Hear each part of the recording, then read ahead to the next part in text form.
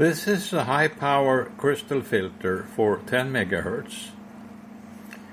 I have made it because I want to look at what would be the flicker noise from the crystals in an arrangement like this. The characteristics of the filter is like this. Loss through the filter is 5.9 dB and the impedance is 50 ohms from both directions. The Q is only 24,000. I cannot have the Q too high because then the power handling would suffer. But I think this can take 1 watt passing through the crystals. I have placed that crystal filter here in the interferometer. It's this entire setup. And the upper track is the signal that should be 0, means the cancelled carriers. And you can see it is drifting fairly rapidly. I adjust now to get it close to 0, like this. And it's drifting away. The speed with which it drifts has gone down a little bit now. Maybe I can see something on the Linrod screen.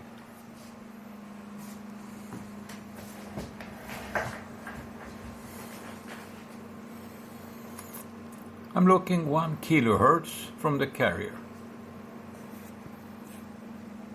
And I certainly see a lot of noise, as you can see here. So I will wait for a while to get a more stable situation and then measure what the noise is at different frequency separations. More than 12 hours have elapsed. I am at a frequency 10 kilohertz below the crystal oscillator at 10 megahertz. And I do the calibration, and as you can see here, this is the SDR-IP. Look at previous videos where it is connected. It is set to show 0. And then I have this signal generator 10 kilohertz down, and starting it comes up here.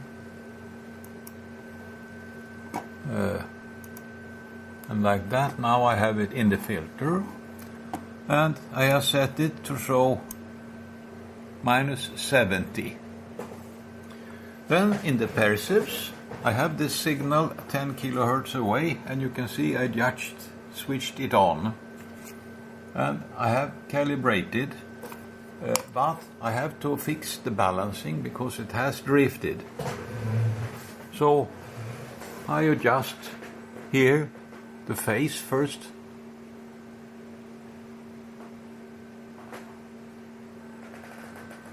And I see now that saturation is not because of the carrier from the oscillator. It is this signal. When I switch it off, it looks like this. And you can see here on the balance it's quite good. So I need to recalibrate and make this signal weaker. So I make it increment set 10 dB and go down 1 step. And now, of course, I expect to read here -80.08. That's accurate enough. And then, of course, I want here to see also -80.08 or similar. -80.03. So this is close enough. Now I have calibration. And then I switch off this signal generator. And what I can read here is decibels below the carrier and the bandwidth is 100 Hertz. And what I can read is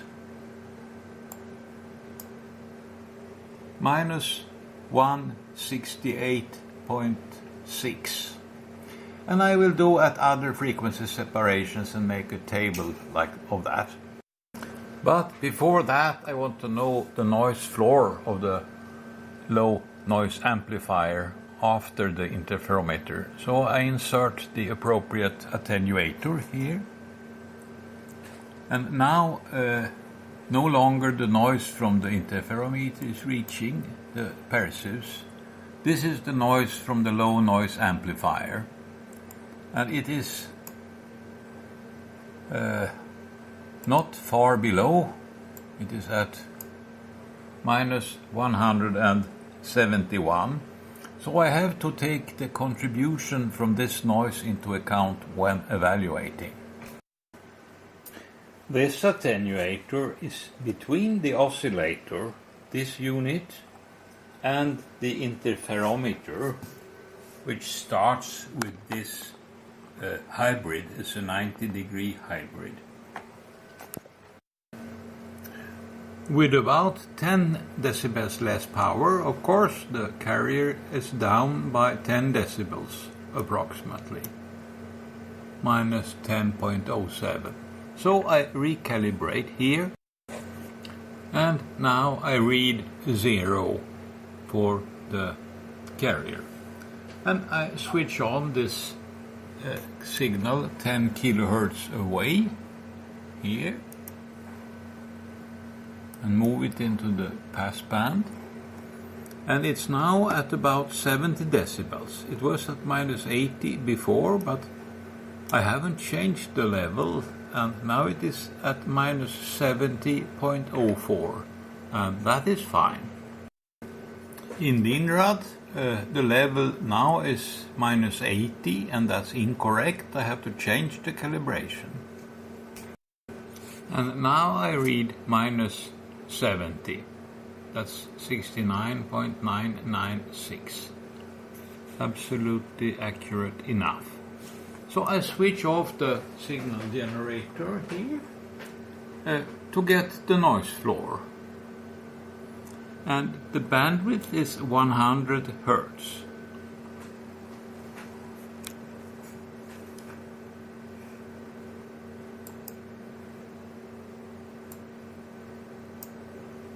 And the noise floor is minus 160.9. And I insert an attenuation in front of the low noise amplifier at the output of the interferometer.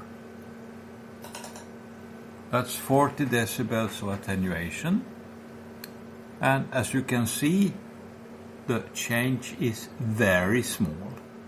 So I don't see the flicker noise anymore at this large frequency separation. I evaluate the noise floor. It says minus 161.1. Noise levels are fairly similar at 10 times lower power. That means sideband noise expressed as dBc per hertz. So the noise increases linearly with the power, approximately. And I will make some graphs about this later on. But before that, I will do some measurements on this unit. It doesn't have any crystals, but it has the same impedance matching to an LC filter, using the same kind of capacitors, because I want to certify that the noise I see does not come from the capacitors. We will see. The filter without crystals is far more noisy than the filter with the crystals. So from this I learned that the method of lowering the impedance by capacitors and coils is a bad method, and it's very unstable. if you look at the balancing, now it is very unbalanced. So I turn the phase knob like that and the amplitude knob like that. It interacts with the phase knob a little bit, but I turn it down like this, and now I'm not turning anything. And this is the instability, and the system has been running for a couple of hours now.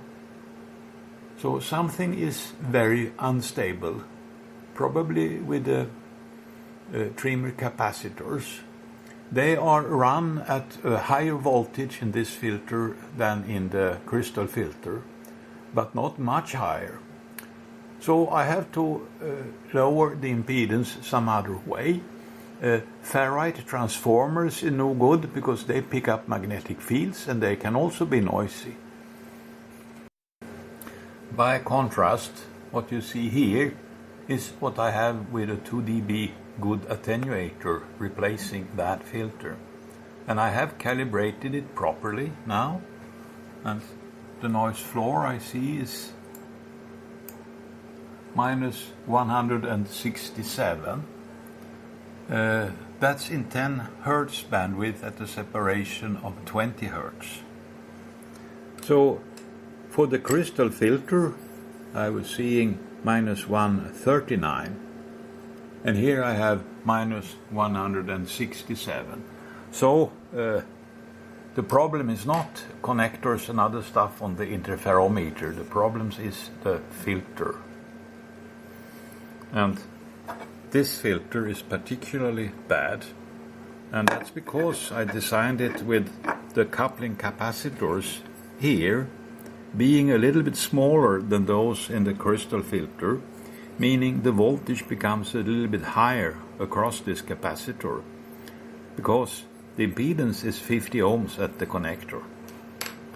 So I will try something else.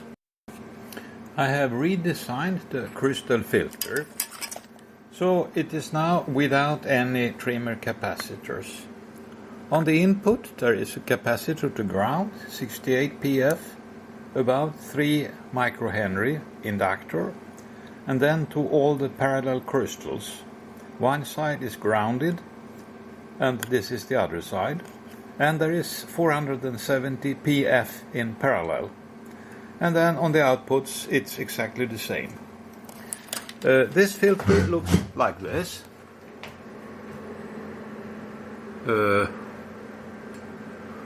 And marker search bandwidth. It says Q is 32,000 and loss is about 4 decibels. So losses are a little bit lower. But impedance is not 50 ohms, it's 100 ohms. And I don't know how to fix that without introducing risky components. But the standing wave ratio isn't too bad, so I will look at this in the interferometer. This new filter is far more stable than the previous one with the trimmer capacitors. If I balance it properly, which takes some little time,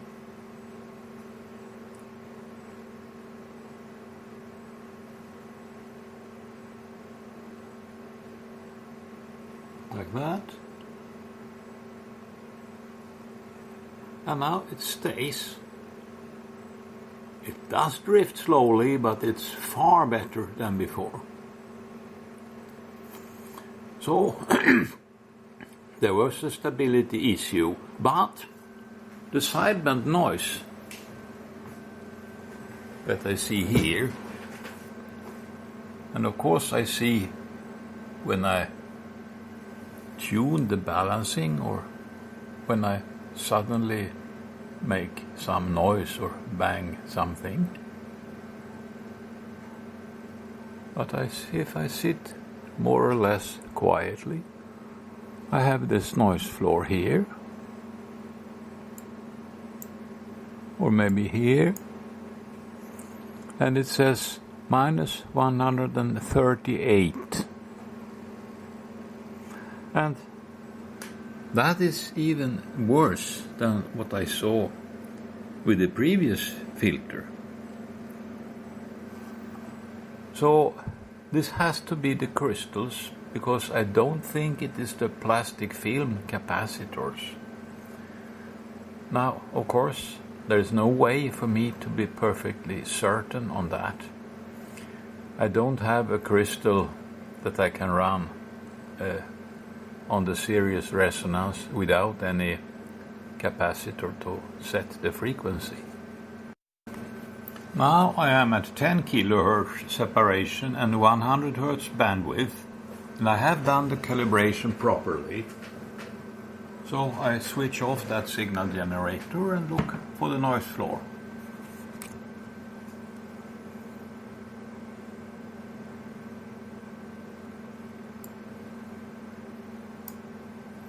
And what I see is minus 166.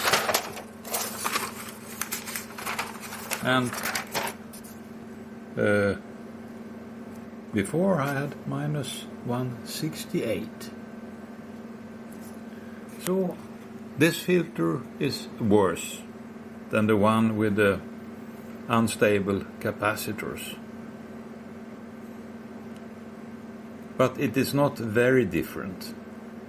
And I'm running the crystals at slightly different Q and so forth. So it seems flicker noise in crystals is what limits the performance in close range, because I think the amplifiers are lower than this.